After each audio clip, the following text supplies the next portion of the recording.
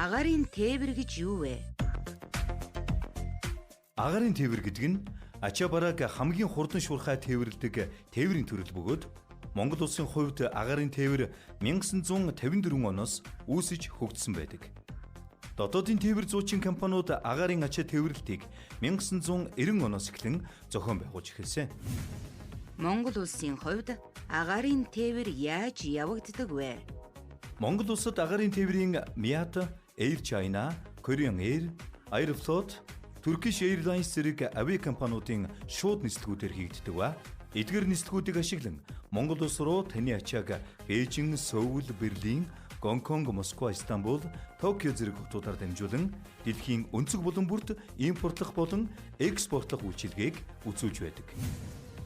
Ачааны эзэлхүүний жин, бодит жин гэж юу вэ? Агаарын тээвэрт ачааны тээврийн хөлсийг тооцохдоо ачааны бодит бохирчин, эзэлхүүний буюу оврын жин хоёрын аль ихээр тооцож тээвэр төлдөг.